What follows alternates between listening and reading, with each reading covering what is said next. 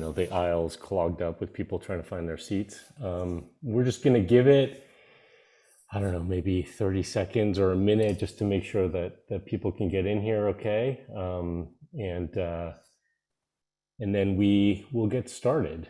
How are you doing this morning or afternoon, I guess, Bianca? It's afternoon for you.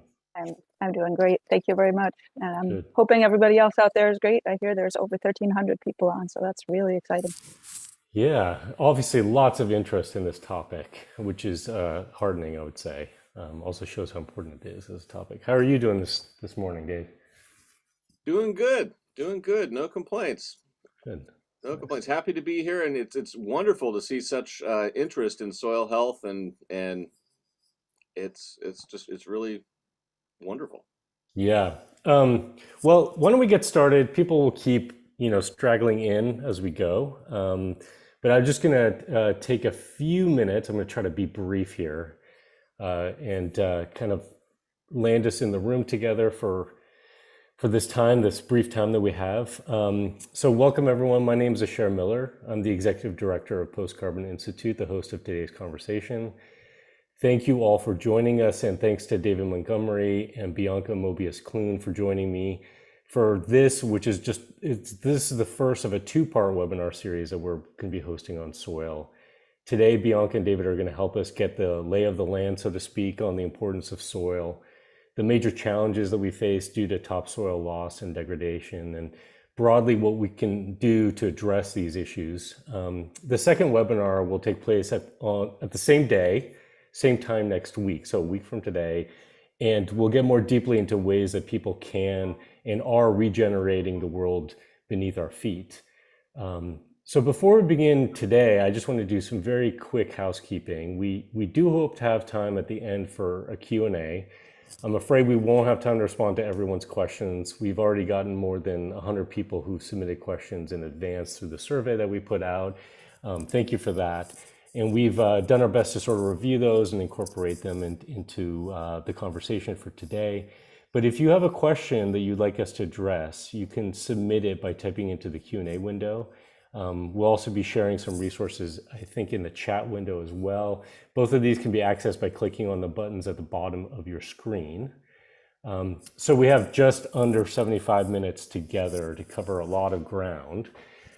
So in the interest of time, I'm going to do very brief introductions and suggest that folks check out both Bianca and David's work online. So Dr. Bianca Moebius-Clune is the director of American Farmland Trust National Climate Initiative. Her program works collaboratively across partners and stakeholders to scale successful approaches, on-ramp new innovations, quantify outcomes, and reach new audiences for impact across landowners, partners, researchers, and policymakers to achieve resilient, healthy soils and climate-smart regenerative agriculture and food systems. And David Montgomery is a geologist who studies landscape evolution and the effects of geological processes on ecological systems and human societies. He's written a number of popular science books, 3 of which won the Washington State Book Award. His recent book, Growing Revolution, Bringing Our Soil Back to Life, focused on the potential for regenerative farming practice to reshape agriculture. And coming out, I think, next week is What Your Food Ate, How to Heal Our Land and Reclaim Our Health, co-authored with Anne Biklé, which explores the link between soil health and human health. So thank you both for being here. I really appreciate it. And now, without further ado, I'd like to start with you, Bianca. And maybe you can help orient us. Can you talk about why soil health matters so much, and maybe provide a quick snapshot of what's happening with soil, particularly here in the United States? Absolutely. Thank you for that question. Soil health is near and dear to my heart. I have been working on soil health for the last 20 years now, and it's been exciting and insightful, and there's a lot of amazing stuff going on across the country and across the world. So we're facing some pretty serious challenges as a human race on this planet, right? I mean, we're facing a changing climate. We're facing population growth. We're facing food security issues. We're facing issues with water quantity, water quality, air quality, human health, the loss of agricultural soils to development, to degradation, to salinization, now to the loss due to sea level rise. And these are some pretty serious issues, and we could get pretty depressed about them and bury our heads in the sand. But that's not what we're going to do here today, because I think both David and I are here to say, you know, soils are at the foundation of everything that keeps us alive, and they embody a win-win solution that can contribute to solving a lot of these issues. No one thing is ever the solution, right? We're not going to tell you it's a silver bullet, but soils, there's a lot that we can do, and it's really exciting. Soils, in essence, keep us all alive and well-resourced, right? At the foundation of a society are functioning soils, and David describes that really excellently in his first book that I actually used in a class that I taught at Cornell University before going on to direct the soil health division at NRCS. And there we define soil health as the capacity of the soil to function as a vital living ecosystem that sustains plants, animals, and humans, which is to say it sustains us all, right? Soils grow what we need, our crops, our livestock, our fuel, everything that we need, forests for building our materials. But aside from sort of the more selfish, how does it keep us alive, right? It's keeping everything on this planet alive, you know, and so we need to keep our soils functioning and healthy. And what we're finding is that farmers can actually do that. Farmers can be a solution for climate change, for all of these other issues, by transitioning to practices that work to keep our soils healthy. And we do that basically by building soils that provide habitat for soil organisms to thrive. So take a handful of soil, I don't know where you all are across the country, across the world, take any handful of soil, there will be more organisms in that handful of soil than there are people on Earth. So that's a megacity, and those organisms keep that soil functioning. So that's a critical message that I want you all to walk away with, because when you understand that every time you walk out there, every time you're on soil, it's not just a surface you're walking on, it's a mega city, it's a three-dimensional space, it is a world of its own that's got all these organisms. And every farmer, and I would say every gardener, everybody who does anything with soil, really you're a livestock grower, your livestock are microscopic. Okay, so a little bit of a paradigm shift here, and that means everybody can do something for their soils that they care for, even if it's just in your plant pot, right? And everybody can support agriculture. So your other question was, well, what has happened to our soils? And I'm going to briefly share my screen here and give you a little bit of a view of the downward spiral that has happened with our soils in this nation. And you know, we're in some serious predicaments, but the good news is that farmers are actually making it out of that.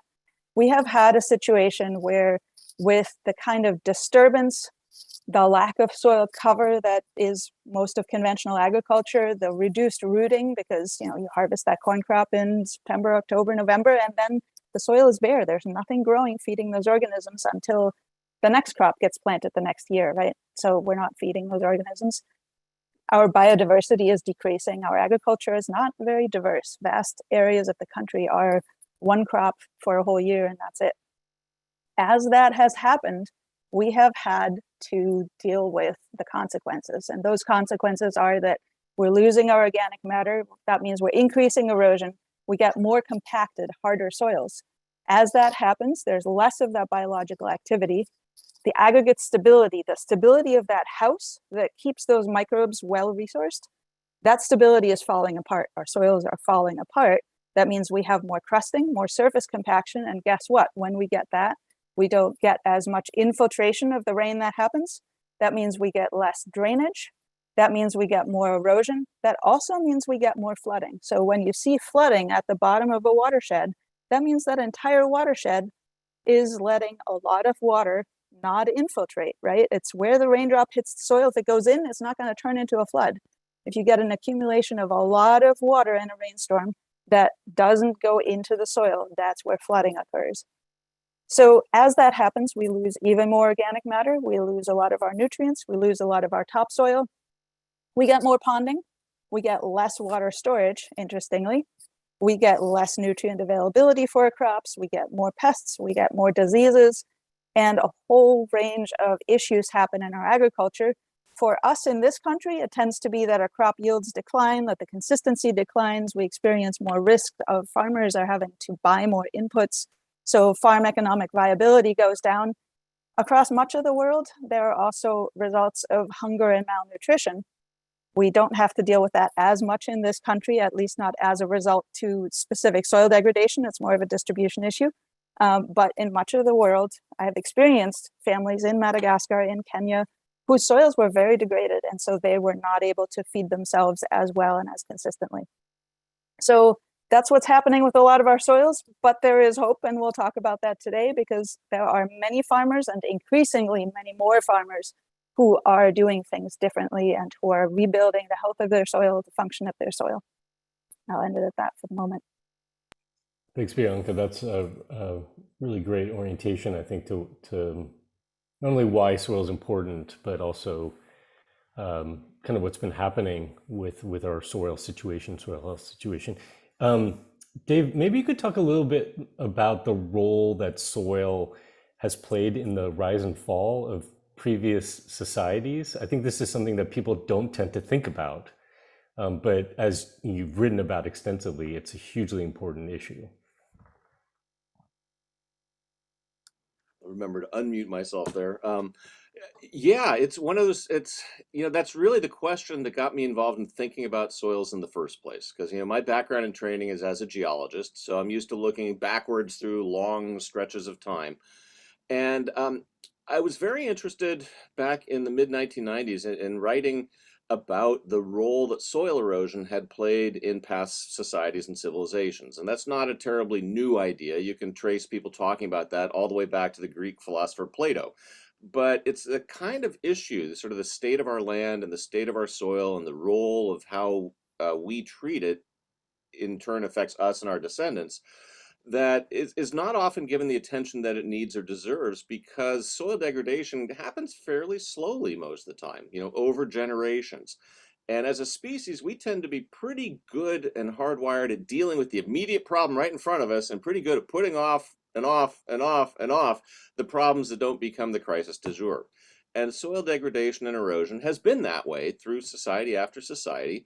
But also because a lot of the action is happening below ground. All that life that Bianca was talking about in terms of soil health. And how many of us, have thought about soil as having health?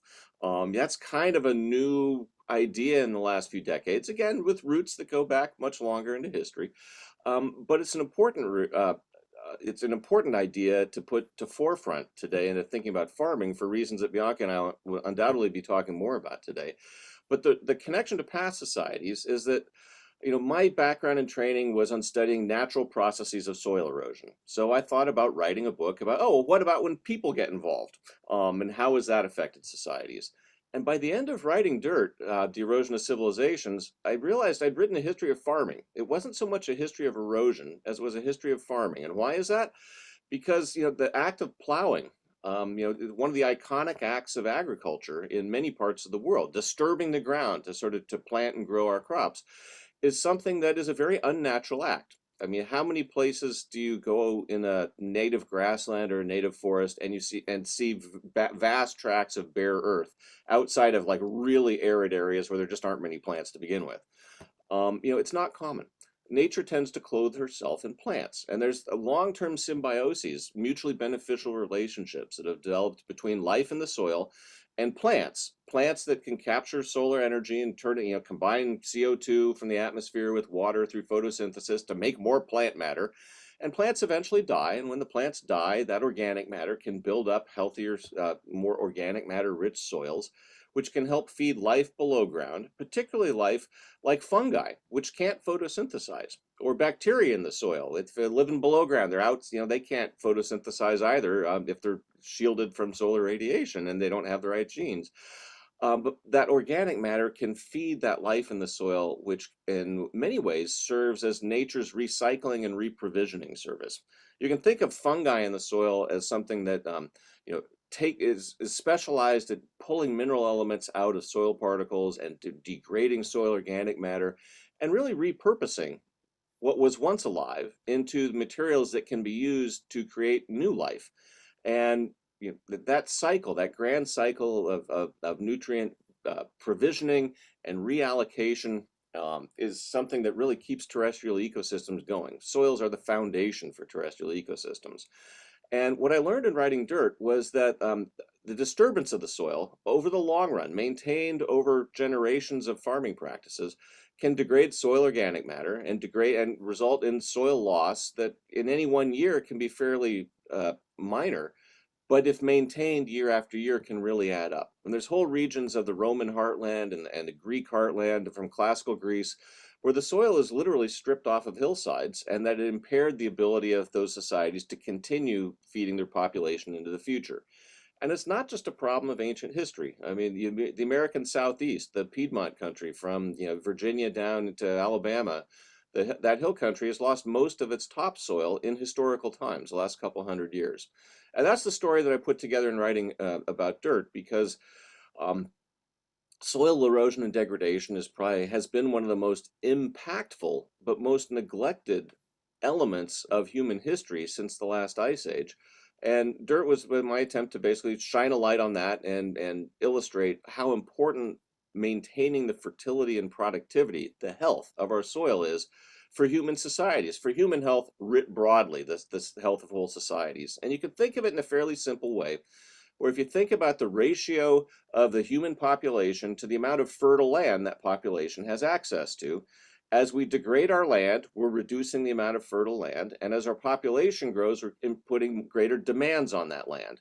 And as population grows and the supply of fertile soil goes down, we either have to farm more intensively and get more out of the smaller areas of land, or we have to figure out ways to sustain the fertility of the land and rebuild it back. And that's where I think there's cause for optimism looking forward. Because as Bianca was talking about, and that I've written about in Growing a Revolution, there's ways to farm that build the health and fertility of the land, that can produce copious harvests that can feed sizable populations comparable to the kind of harvest we get today, but that do it with very different methods, very different techniques, and and as importantly, are more sustainable than what we now call conventional farming practices, which rely greatly on tillage, plowing, which degrades soil organic matter over time and leaves the land vulnerable to erosion by wind or rain, by the over-reliance on synthetic fertilizers and pesticides, which influences the life in the soil, which influences soil health,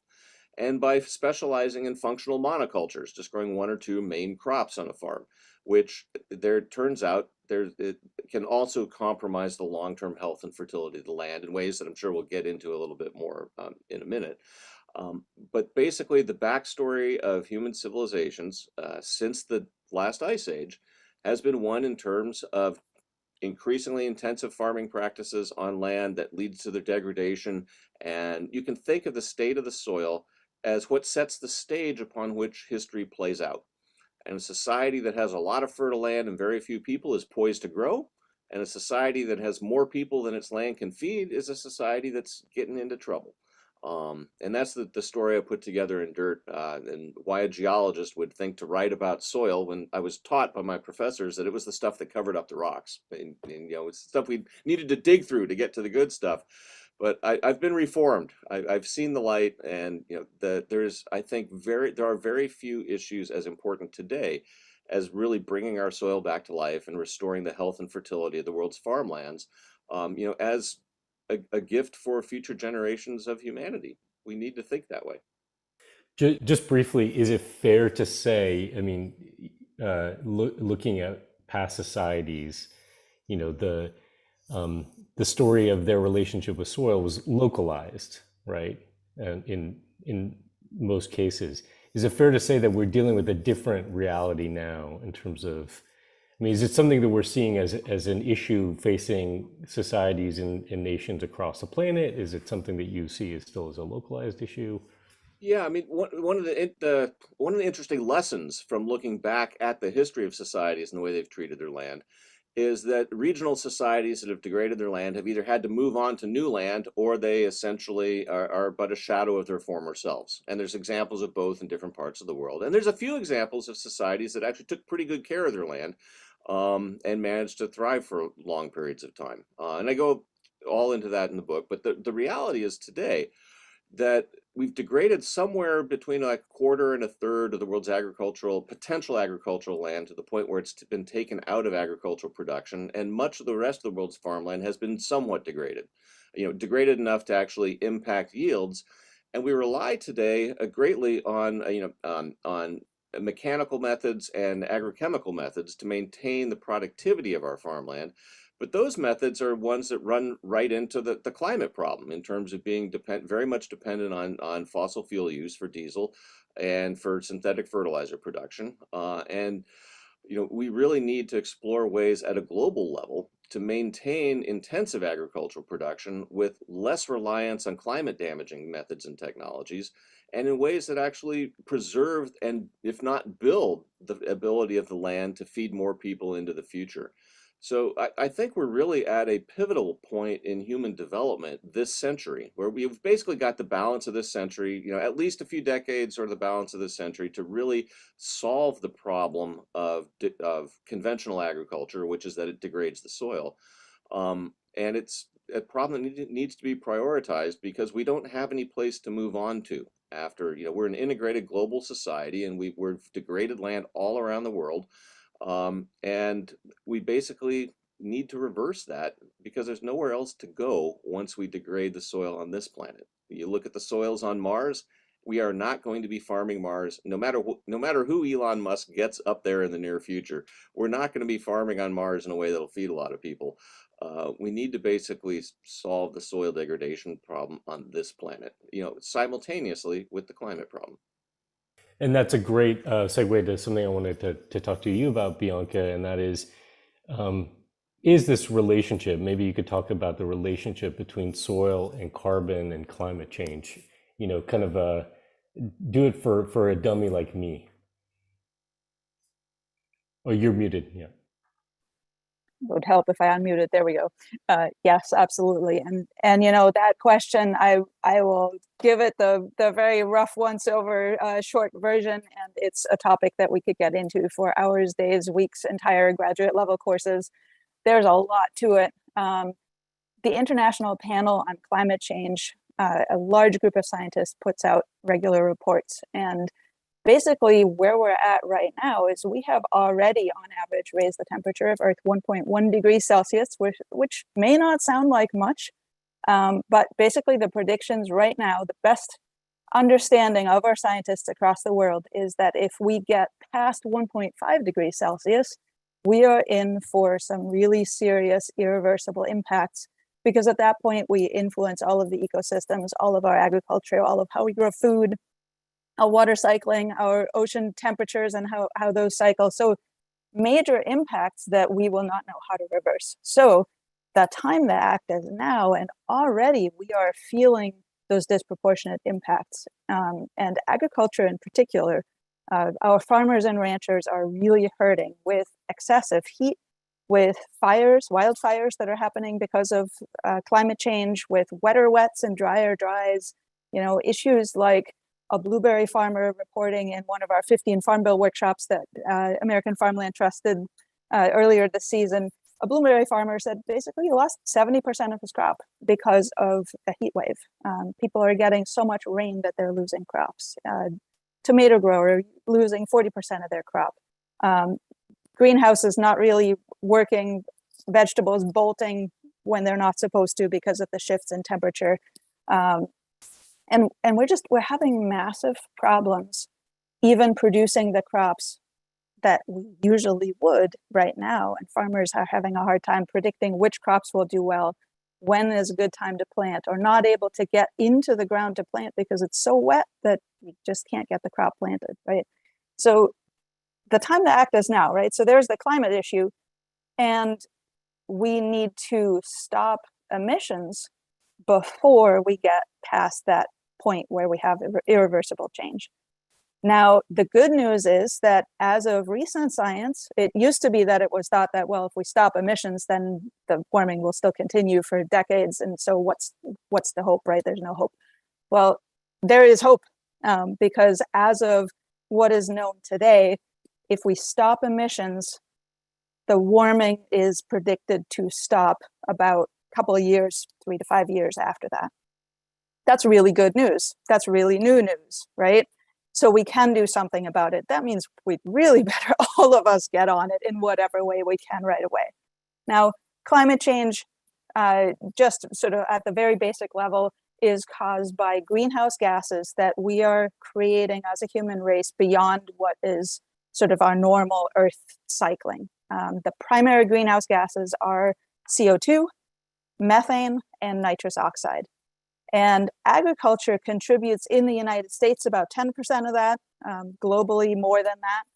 And the key is right now, agriculture is still one of the many problems contributing. Many other sectors contribute much more: transportation, industry, development.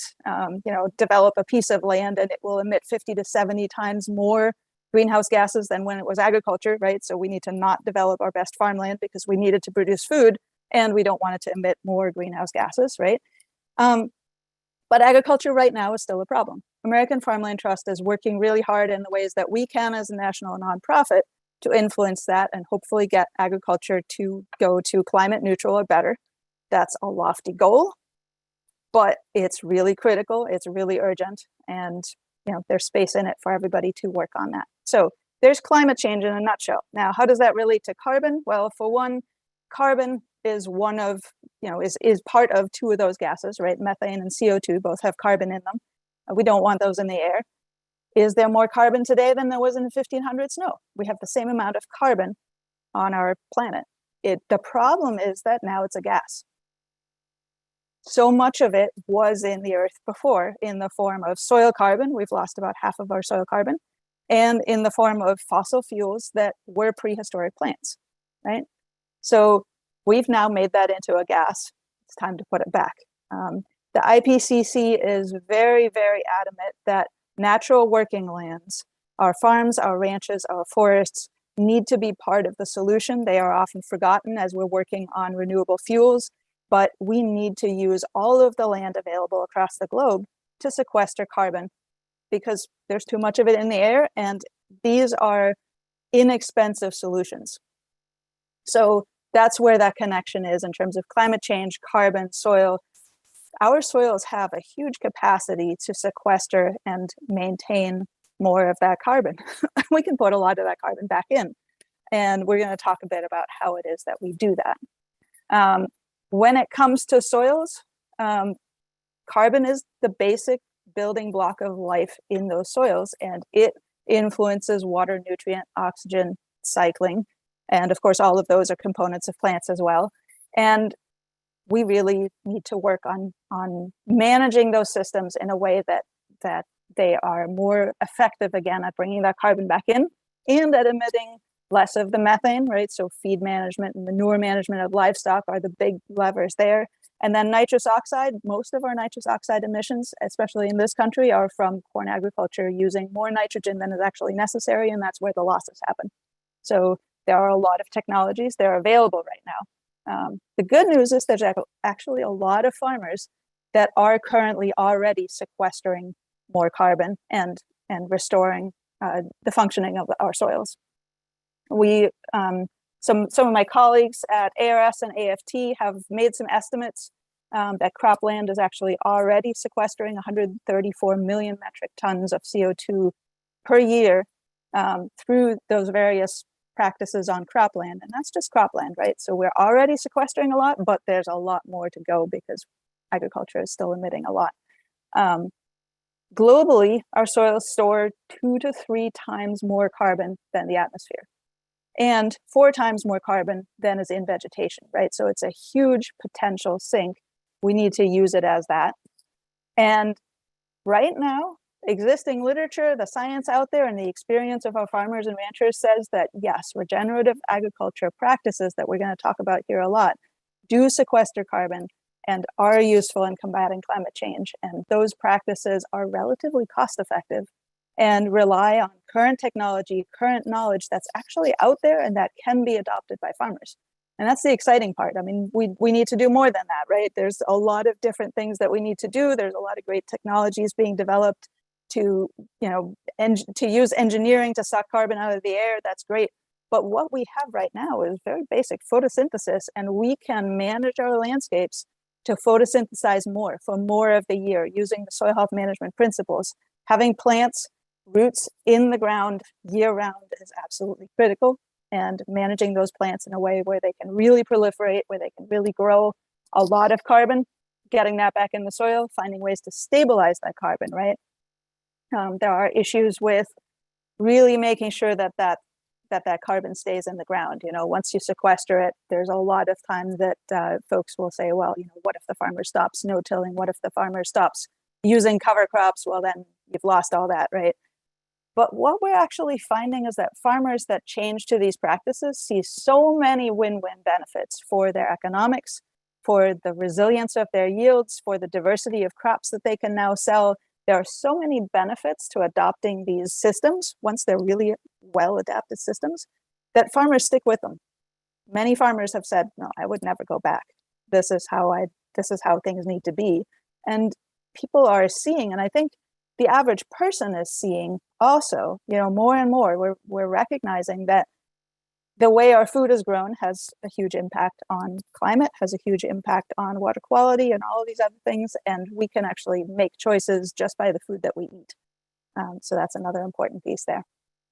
So I think I'll end there to make sure that we have time for other questions, but there's a lot to be done, really exciting. I hope that kind of broadly covered those three connections. Yeah, I appreciate that. And I don't want to spend too much time on this, but I just want to just flag that it seems like there's been some confusion around or debate around the role, you know, that soil and agriculture can play as like a climate solution in terms of sequester.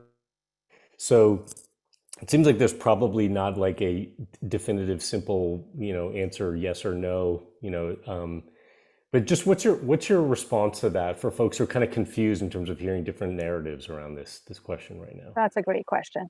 I can flag a few things. One is in terms of, is it a potential solution? Yes, absolutely. I mean, just looking at the amount of land that's available to sequester more carbon, there's an estimated well over 170 million acres in the US of cropland that's still available for conversion to no-till because it hasn't been adopted yet. A lot of farmers have adopted no-till, but there's still a lot of ways to go. In terms of cover cropping, we're still at about 5 or 6% adoption of cover cropping. And so there's a lot of acres, most of our acres left to go there. And cover cropping, you know, the species you use, whether you mix your cover crops, when you plant them, whether you manage to interseed them with your growing cash crop, whether you manage to terminate that cover crop just before your next crop and create a lot of biomass, there's a lot of ins and outs, right? So some of the contention is about, well, how much can we really sequester? And there's still more work needed to really quantify what the highest potential is, because there's so much innovation happening in the space that, yeah, you can go to Comet Planner and get an average for the country of what a grass legume, what a grass cover crop will sequester on average per acre per year, and what a legume grass mix will sequester, and it'll give you an average, and that's a good conservative estimate. But I think actually my educated hunch is that there's the ability to sequester a lot more carbon from those practices than what we're currently providing as conservative estimates, because there's so much innovation happening. And one of the really key pieces in this space is that it's critical to implement systems, right? So we hear about soil health practices, and there's, for example, a lot of contention about whether no-till sequesters carbon, right? And if a farmer only stops tilling their soil, what they've done is they've stopped tilling their soil. They're not growing more plants, and plants are what sequester carbon. No-till itself doesn't bring in more carbon, but no-till stops the soil from losing as much carbon. So if we're bringing in more carbon and we're not losing as much, that's a win-win. So we want our farmers to adopt no-till. There are a tremendous number of benefits across the board of what no-till provides in terms of ecosystem services beyond carbon sequestration. But what we really want to do is build systems that build in cover cropping or some kind of way to have living plants in the system year round. We want to reintegrate animals. We want to bring agroforestry and silvopasture back into our systems. We want to stabilize the carbon that we add to our soils. There's massive amounts of compost available. There's massive amounts of other biomass available. There's an increasing desire to apply biochar, because when you char an organic product, you stabilize that carbon so that it lasts in the soil for at least 100, if not 1,000 years, instead of just a few years. And so you can photosynthesize a lot of carbon and essentially make something that's a little more like fossil fuel, right? You make it really stable, and then you add it to the soil, and that allows the soil to function even better and get to an even higher level of organic matter because of the amount of microbial habitat, ability to store more water, especially in particular soils. There's just a host of benefits. And so integrating all of these practices together, that's where the key is, and that's where a lot of the unknowns are, frankly. And so, yes, absolutely, regenerative practices do sequester carbon, and we do need to use them. They need to be part of the solution. I think the question is more, how do we get to the absolute highest potential in each soil type, in each production system, in each climate, and how does climate change itself influence the ability of soils to sequester carbon, right? As we get hotter, more of that carbon respires back out into the atmosphere, right? So we kind of need to counteract that fast so that we get overall to a gain. So those are some of the key issues in terms of technically how much can be sequestered. And then some of the other contentions are around, well, you know, what is actually possible given barriers to adoption. So now we're talking about things like economic barriers for farmers who have never done this before, who don't have the machinery that might be needed, who may not have access to the markets that might be needed when suddenly integrating an oat crop or a wheat crop, or never mind an agroforestry crop, back into the system, right? If they're reintegrating livestock, they need to have a whole different supply chain that they're accessing to be able to sell the livestock that they're now integrating into their system. And so markets tend to be an issue, social realities, right? You go to the coffee shop, and if you're the odd one out, that's really tricky, right? So what is the actual potential is contentious, partly because we're all people and we're all different, and there are these social aspects that influence what we do. There are markets that drive things, and there are policies that drive things. And that's the other key piece. There's a lot of contention around policy and what it is that, for example, the Farm Bill needs to say should be done, because the Farm Bill, frankly, is the largest piece of legislation that influences farming in this country. And I'll just plug American Farmland Trust, the original white paper that got EQIP and CSP and ASAP ALE, used to be FRPP, to happen, came out of American Farmland Trust work. So that's pretty exciting, which is part of why I'm really excited to be here and work on that policy angle that's really critical to integrate with the science work that we're doing on this. There's a lot of impact to be made. And I think one of the key messages to everybody out there is that policy, you know, it can often be very contentious, but one of the things that we're seeing not being as contentious is soil health. It seems like there's not as much divisiveness around soil health because all farmers are experiencing the detriments of degraded soil or the benefits of healthy soils. All farmers are experiencing, to some extent, the really harsh realities of our changing climate. And healthy soils provide more resiliency to our farming systems. So those are just some of the keys there. There's a lot of contentious aspects out there, but I think my key message would be, you know, when you encounter divisiveness, find a way to understand the concerns on the other side and bring everybody in so we're all on the same page. I think all of us really care about the same thing. We want to keep living comfortably on this planet. And there are things that we can do about that. And I think it's much easier to get people on board when we can get down to basics of how is that farmer doing on their farm? And are they producing the food for us that we want to be able to have access to and that we then do have access to? Thanks for that.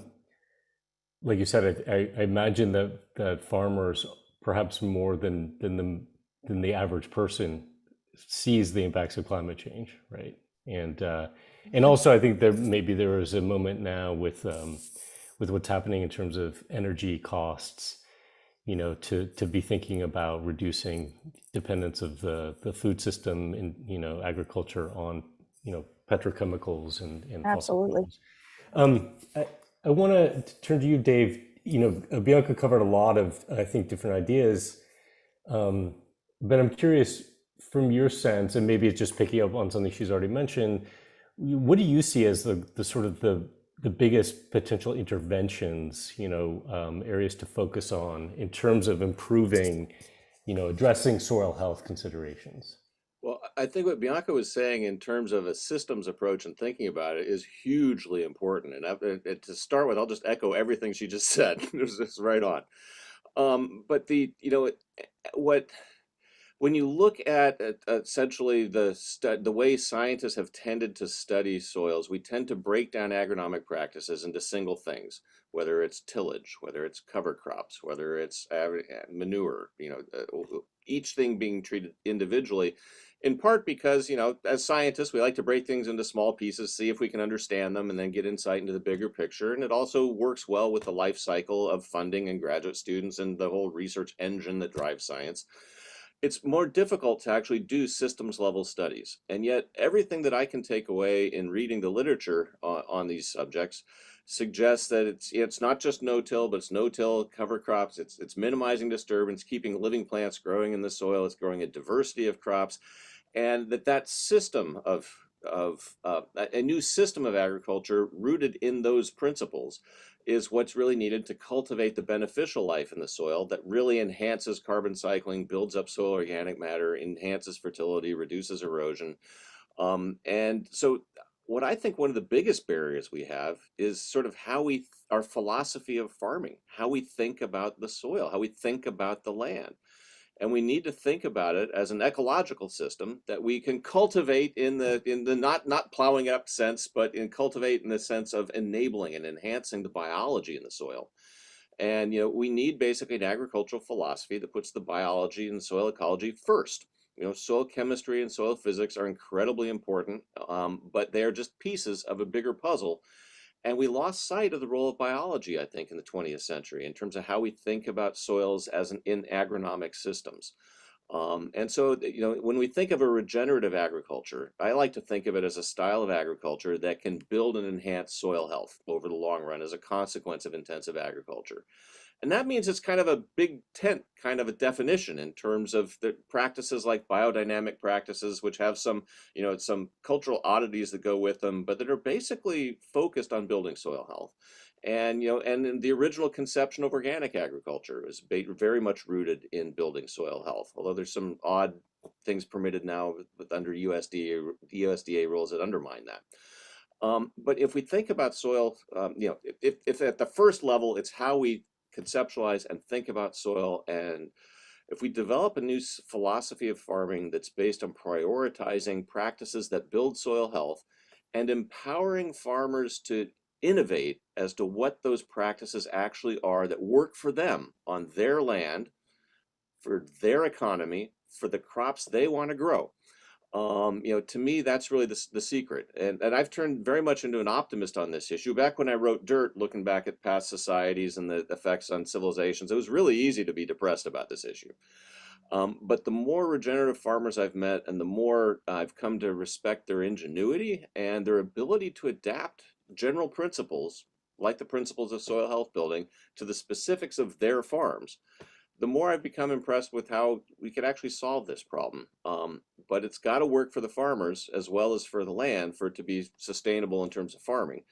And I think it can, because if we can adopt a system that is based on regenerative principles that uses less of the costly inputs, less synthetic fertilizer, less pesticide, less fuel, those are some of the big costs for modern farming in the developed world and some of the barriers for modernization in the developing world. And if we can reduce those costs while maintaining harvests, that's a recipe for more profitable farms. And more profitable farms is a recipe for reviving rural economies. It's hard to actually identify the downside of building soil health. And I think that's partly why there's a lot of interest in it these days, is that even if it doesn't solve climate change or solve rural economy problems, it's a solution that can help across the board. And that's something that I would not have offered 20 years ago when I started thinking and writing about these issues. But when you start digging into them and you sort of work through what is known and where things are going, and how we now understand the relationship of farming practices to the health of the land, to our ability to grow crops, and actually to the nutritional quality of the food that we grow, they're all connected, and you can draw threads through that science. And that's basically what we've done, what Anne and I have done in the books that we've written, where if you look at dirt, basically that was the first one that looks at the history of how we degraded land around the world and made the case for the need for a new philosophy of farming that is building on soil health.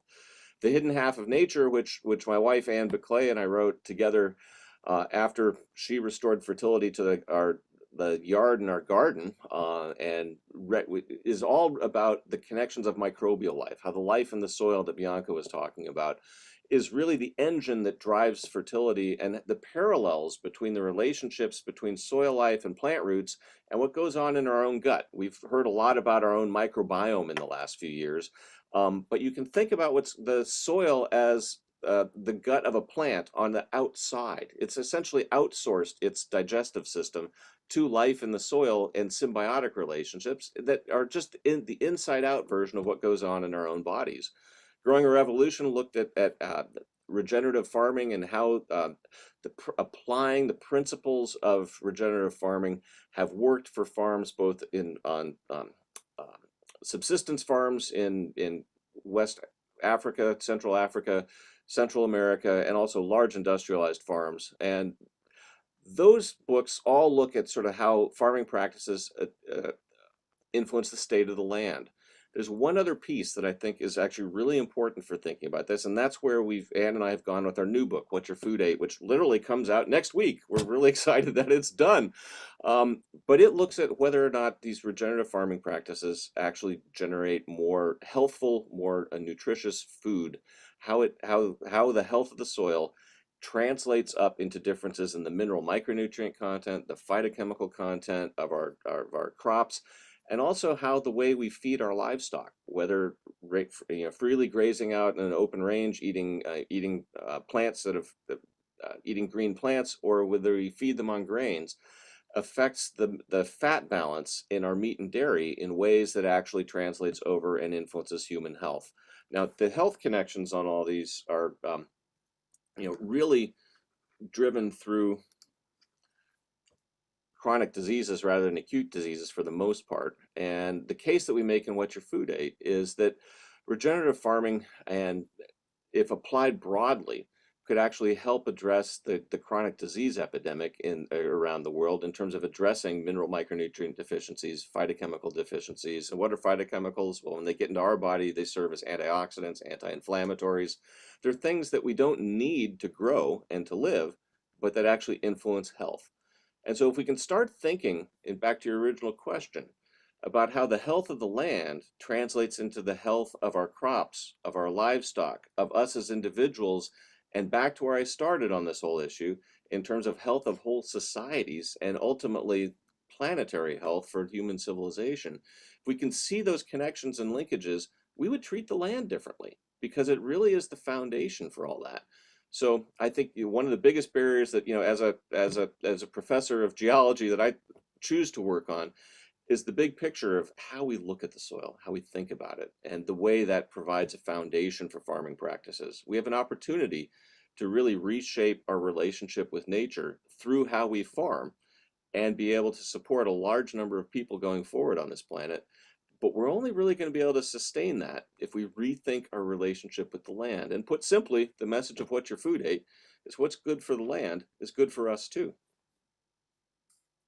I really appreciate what you both said in terms of thinking about all of this in the context of systems, and it's not just biological systems, the relationship between soil systems and plants and, carbon in the atmosphere, our own, human systems, but even things like you talked about, Bianca, is just almost the social systems, right? Like thinking and recognizing the reality that people are in when they're practicing a certain way, or the conditions, economic conditions, or what have you, that are conducive to going one direction versus going in another direction. And it's something that we at PCI are often trying to focus on across a range of issues is thinking in systems, because we have, I think one of the challenges of the modern world when we've become so focused on specialization is we've lost those connections. So I really appreciate you both saying that. Bianca, you showed us a visual of sort of this downward spiral. Can you show us what an upward spiral would look like? Um, Yes, I yeah, sure can.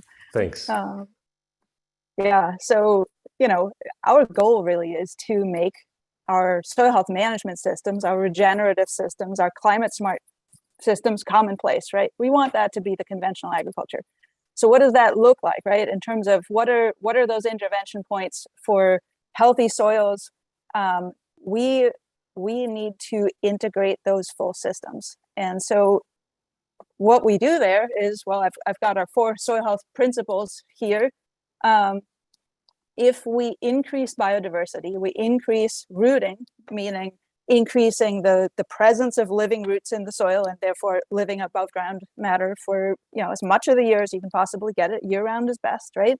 Increase soil cover and decrease disturbance, so tillage, and as well as chemical and biological disturbance, whether that's overgrazing, whether that's over application of fertilizers, pesticides, you have it, right? We want to minimize disturbance while maximizing soil cover, rooting, and biodiversity. What does that do to our soils? How does that rebuild our soils is kind of the question here, right? So first of all, as we're increasing the amount of photosynthesis, we're going to get more soil organic carbon. And we're going to have more plants on the surface, more residue cover on the surface. That decreases crusting at the surface. It decreases the tendency of aggregates to fall apart as soon as a raindrop hits, because those aggregates are now protected at the surface. And that means we're starting to decrease compaction. We've got roots going deep into the ground, reshaping those pores. We're not disturbing those pores, right? So we're building a continuous pore system. And when you have the size of a pore, you actually cut to 1/16 the infiltration rate. That means if you double the size of a pore, now you've got 16 times the infiltration rate. So start imagining that, right? So now we've got more biological activity because we're really feeding that soil life. We're rebuilding our soil structure. We're rebuilding our aggregate stability throughout the soil profile. We're really allowing those roots to have a good home where they can really get into the soil much better. Now we're increasing infiltration. We're increasing the ability of the soil to drain excess water and actually to recharge groundwater also. We're getting less erosion. We're getting less ponding at the surface. We're getting more plant available water storage, because as that water infiltrates, as it starts seeping into all of those aggregates that are nicely being shaped, that all those roots have easy access to because the soil is soft, right? We're storing all that water. Roots are able to get deeper into the soil. All the water that manages to drain all the way deep into the soil because it's no longer running off, right? We're getting it to infiltrate. We're getting it to drain downward. We're getting it, the aggregates as sponges to soak up that water as it's coming in. We're storing up all that water. We can't make it rain, but we can manage our soil to turn into a really excellent sponge that infiltrates as much of that water as we can get. And, actually, studies have been done. I was just chatting with former employee Stan Boltz at NRCS. They did some really fantastic dynamic soil properties studies in South Dakota and measured the infiltration rates of cropland and better managed cropland, poorly managed cropland, grazing land, rangeland, and you can go all the way from infiltrating an inch of water in 2 minutes to it taking 1,200 minutes, right? That's the range of infiltration, and that's all management based, right? So that's the difference we're starting to get as we've got our 4 soil health principles really being integrated. So now our plants are growing excellently. That means they're sequestering a lot more carbon. They're photosynthesizing more. They're getting it all the way into the soil. They're growing more deeply into the soil. They're providing all sorts of yummy stuff to those microbes that they grow together with. And we're keeping more of our topsoil because it's not eroding because we've got the soil covered year round, right? So we're going back to what David was talking about, much more natural erosion rates that are sustainable because we're at that point building our soils as fast as or faster than they are eroding. So that's where we want to get to. We're increasing our nutrient cycling because we've got so much life in the soil that they're able to decompose that organic matter, make those nutrients back available to our plants. We've got fungi who are in combination with plants, really helping those plants have access to nutrients, or arbusca, mycorrhizal fungi, and cropping systems, right? And so we're stimulating all that life And what that does for the farmer is field condition resilience improves, right? So for example, a farmer can now get out into their field right after a rainstorm without compacting their soils because the soil is draining better. They're able to plant much better. They might not lose that planting window before the next rainstorm hits. They're going to get greater consistency in those field conditions. They're going to have greater predictability on their ability to do all of the various farm operations that they need to do. Now the inputs decrease, and we've already, David excellently summarized that. We've talked about how now we don't need as many inputs anymore, right? And those are costly for the farmer, whether those inputs are irrigation water or fertilizer or pesticides or more machinery after we've got what we need, right? There's just so many different inputs that are needed in agriculture, and a lot of them are then no longer necessary. We get better pest suppression in those soils when we have biodiverse systems where that agroecosystem is really in balance and being well managed for excellent habitat. And so with that, we get better crop yields, we get better crop quality, we get better consistency of those yields year to year. We get better farm economic viability. If you want to look it up, soil health economic case studies by American Farmland Trust, we've got a number of them and there will be more of them coming. We will be working with NRCS and with partners across the country to develop a lot of these soil health economic case studies, and actually an economic calculator also, so that a farmer can go in and say, okay, if I'm going to adopt these practices, how soon until that pays off? At what level per acre will that pay off? Because that's one of the really key intervention points, right? If as a farmer whose business it is, you're feeding your family off your farm, you can't afford to make mistakes that are really big mistakes. You can't afford to just suddenly not have an income. And so any innovation, any of that experimentation has to be safe enough, right? So we have to be able to provide some of those estimates for economically what that's going to look like. And we have to provide guidance to farmers for how it is that they transition into that safely, maybe on a field at first and that kind of thing. So we're building farm resilience and we're getting all of the environmental benefits that we get with soil health, all the way from water quality and water quantity to carbon sequestration to improve climate change, air quality. Just think of the dust storms across the Southwest from the droughts, right? If we have our soils covered, once we can get to that, right? We can't make it rain in the middle of a drought. It's kind of a tough time to start this, but as farmers build these systems, they're not going to be as hard hit as they are right now when we have such degraded soils. So lots of hope here. There's our upward spiral. And in terms of the potential intervention points, there's these in terms of building these full systems, and that's really key. There are the economic approaches and really providing better data. I think that's a key point. We need more technical assistance for our farmers, right? Because our farmers depend on somebody, whether they read it somewhere and are innovative enough to try it out on their own, or whether they need somebody who's a peer or even somebody across the country who will guide them, who will answer their questions, who has something to say about the system that's relevant to them and what they might do. There's social science research that seems to show that farmer networks really allow for greater adoption, because when a farmer has access to another farmer or a whole network of farmers who are all transitioning, some of whom are more experienced, they can all learn from each other. So one of the things that AFT is doing, we're building these farmer networks. We've actually got some farmer consultants who we are basically paying to consult with other farmers to adopt these practices. We are tying networks across our farmer networks. So farmers from New York can provide assistance to farmers from Connecticut. We're learning from farmers in Vermont to provide New England assistance and so forth, right? So we're trying to build those networks and really help our farmers have more access. And another piece, a lot of our farmers, their primary one-on-one trusted advisor is their ag retailer. And so we really need to work with those ag retailers, because once ag retailers recognize how critical soil health is, and that there can be a business model where they provide technical assistance on how to adopt these systems, we need to build approaches that make that possible. Because if all of our ag retailers could counsel their farmers on how to do this, well, how much impact would we make, right? And then we need to bring non-operating landowners into the fold. And that's another space where AFT really does a lot of work, is really helping non-operating landowners understand the importance of soil health, helping those who own land through our various easements and work with those organizations through our National Ag Land Network to have access to soil health information, so that they can influence the folks who rent from them, so that we can write that into leases where that's appropriate. So there's a lot of opportunities there. And then the policy opportunities, I think that's a really big lever, whether it's policy at the state level. A lot of states are developing state soil health programs, and there's a lot of opportunity in that.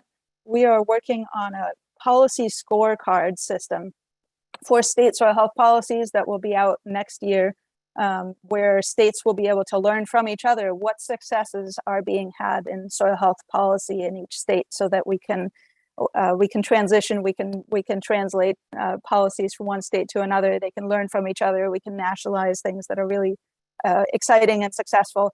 And of course, there's the Farm Bill. I think there's really a lot of opportunity. The next Farm Bill is coming due 2023. We're working on it. The next one after that is 2028. That is too late. And so I encourage anybody who's interested in getting active in policy, and you can get on the AFT email list and you'll get action alerts from us. And we'll be working on the Farm Bill agenda. There's a lot of work happening at the state level where we can really influence soil health policy that then really drives resources available to farmers, support for farmers in various different ways at the state and national level, so that our farmers can adopt these systems. I think you just addressed some of the questions we've gotten from folks in terms of how people can be part of the solution when they're not farmers, landowners themselves. And I think the policy front, you talked about the Farm Bill and other things on the policy side is clearly one way. I do want to we don't have a ton of time, but I want to get to some of the questions we've gotten. Some of them are trickier than others. I'm going to start with an easy one for you, Bianca, and that's just the name of the website you mentioned that had info on cover cropping. Did I mention a particular website? I don't. Yeah, it was something about calculating soil health economic calculators. Yeah, maybe there are a lot of resources out there. In terms of our American Farmland Trust website has information on the soil health economic tools and case studies, and so you can find that if you Google American Farmland Trust. Also on cover cropping specifically, while at NRCS, I worked across a number of partners with colleagues at ARS and across universities. The Midwest Cover Crop Council has been in existence for a long time, but there wasn't that for either the Northeast or the South or the West. Now the country has 4 cover crop councils. So those who do cover crop and want more information, your regional cover crop council is one resource. The goal of those councils is to bring the knowledge together across the region, across universities, land grants, researchers of various sorts, farmers, industry, crop seed sellers, anybody across the space, governmental, state entities, nonprofits. And there's, in the next couple of years, a national cover crop decision support tool is coming that has been funded from NRCS and ARS now. So I know that's moving forward. Some of those tools are already available. The Midwest has had a cover crop decision support tool. So you would Google Midwest cover crop calculator. The Northeast has one, the Northeast cover crop calculator. There's many improvements that are about to happen to that one. There's also a nitrogen calculator for cover crop inputs for the east side of the country. That is now available. And I think that's available probably off of the Northeast Cover Crop Council website. So you'd be able to find that. That gives guidance on how much you can reduce your nitrogen inputs if you're growing different kinds of cover crops, and then depending on what systems you're in. So there's a lot of information out there, and there's a lot of information and calculators coming, and we're working across partners to build integration across those calculators. So that's really exciting. There's a lot happening in that space. Great. All right, Dave, I'm going to throw a harder one at you. Does regenerative farming lead to reduced yield? If yes, with increasing population every day, is it possible to still practice regenerative farming? You're on mute. Well, that's actually not too hard a question. Oh, good. All the farmers I've visited in writing Growing a Revolution, the regenerative farmers, after they restored fertility to their land, they were out yielding their conventional neighbors. So the short answer is, yeah, there's not a trade-off there. The longer and somewhat more subtle answer is that there can be a transition period, right? So you can't just go straight from degraded land, cut it off of all inputs, and expect to get a big boost in yield, right? That's crazy. So there's a strategy that, to restoring land in terms of what you plant first, the sequencing of cover crops, and it would depend on the nature of your soil, the climate that you're in, the crops you want to grow, what are your cash crops, what are your cover crop preferences, and what's the experience of farmers in your region with regenerative techniques, because there's no reason to reinvent the wheel every time we start on every new farm, right? There's a lot of really good experience out there that can be drawn on to try and figure out, well, how to accelerate the transition. And there's a company I'm familiar with in Europe that is basically partnering with farmers and advertising that they will basically backstop any difference in profitability from the start in terms of adopting regenerative practices. But I've seen in the farmers I've interviewed, a couple year period of depressed yields in making the transition. But by depressed yields, we're not talking about 50%. We're talking about 5% kind of levels. So somewhat lower yields for a couple years, but that the cost, the immediate reduction in input costs, more than makes up for the economic hit to the farmer. So when we look at it over the long run, we can't afford not to make the transition to regenerative practices, because yields on conventional farms have been stalling out for a number of years now, a couple decades, if I'm getting the numbers right. And I'd lean on Bianca for the correct answer on that. I think that's right. That's about right. Okay, so basically, if we continue to try and support ourselves with practices that degrade the ability of the land to support us over the long run, we're just digging the hole deeper. And so it's well worth making the transition. But the short answer is no. We can afford to go to regenerative practices across the board in terms of yield. We grow enough food now to feed the entire world if we distributed it equitably and we didn't put so much of it into cars and into cows in terms of grains. Cows are a wonderful tool for converting grasses we can't eat into meat and milk we can eat. They're a horrible tool for converting grains we can eat into food we can eat. There's a 10-to-1 loss there. And it turns out, what Anne and I write about in What Your Food Ate is that what we feed our livestock makes a huge difference to the nutritional profile of the fats that we get into our bodies. And to make to oversimplify a little bit, grass-fed livestock are going to have a much better omega-3 to omega-6 ratio than grain-fed livestock for a very simple reason. Grains are rich in omega-6s, which tend to be pro-inflammatory fats when they get into the human body, not exclusively, but as a gross generalization. And why do grains have a lot of omega-6s? Because omega-6s are fairly stable fats. It's what you want in a storage element in a plant. That's why plants make grains with omega-6s, because a grain is a storage element. Whereas photosynthetic leaves, green leaves that are key to photosynthesis, those have a lot of omega-3 fats. Why? Because they're very reactive fats. They're involved in photosynthesis. So depending on what we feed our livestock, they will have a very different nutritional profile for us. So, if we start thinking not just in terms of yield, but think in terms of quality, and we think in terms of how will we grow large amounts of high quality nutritious food, it all points to regenerative agriculture over the long run in terms of the right strategy forward. So in my mind, the question is, how do we facilitate the transition so that farmers can get through both economically and in terms of yield? Because we do need enough calories to feed everybody. We can't afford to sacrifice yield and to feed just a few of us. But I think that we can, with a new focus on not just quantity, but quality and quantity, see a way forward to not only feed the world, but nourish the growing world.